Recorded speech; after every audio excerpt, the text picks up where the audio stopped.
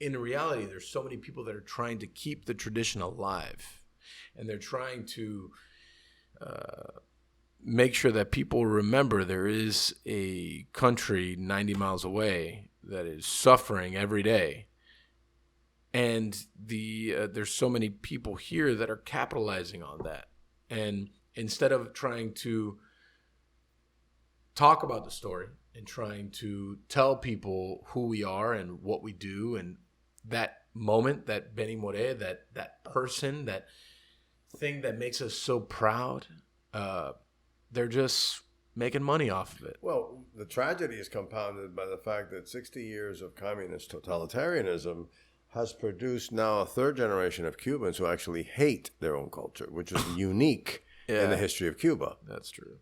So that I encounter, having been encountering this for quite some time, Cubans who grew up in Cuba, they come here, and the last thing they want to hear about is anything Cuban. Right. And so you have this unique experience because Cubans were the opposite of that. You know, they were very comfortable with the way their culture was evolving and progressing and changing. And now suddenly you find people who don't even know what that culture is and don't want to know because, oh my God, I left that behind. They associate Cuba with terror and hunger and oppression. And now they just want to forget that episode and they want to move on quickly into something else and lose their identity in the process. So that's the worst part of the tragedy is that. The good thing is we are the only Cuba that's left. We meaning in exile. Yeah. We meaning here who are still interested in shepherding the growth of that culture.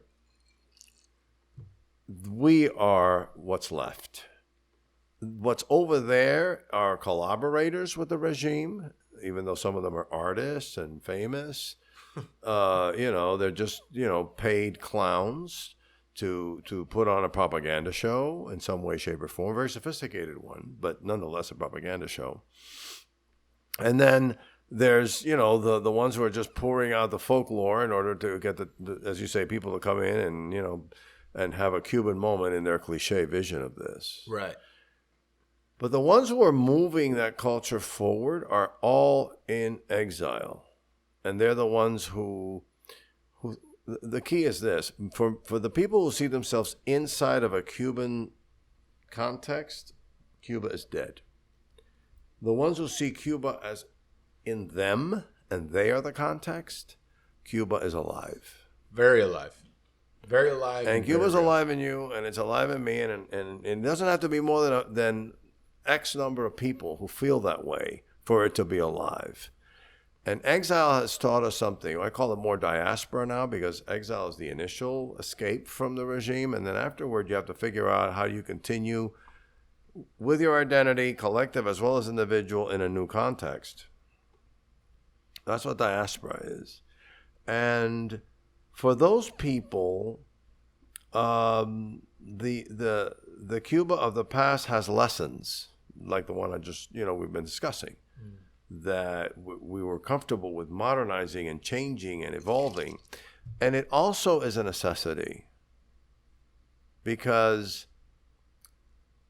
the past is important to everyone. Everybody needs the past. It's like a form of shelter. Mm. But if you put that past in you and let it grow and evolve within you and your imagination and what you do, then you're keeping that tradition alive automatically. Mm. If you just are throwing on the attire and the cliche and that's it, then Cuba is dead. It's a cemetery for you in which you are walking through for whatever reason. For me, Cuba is a living thing within me.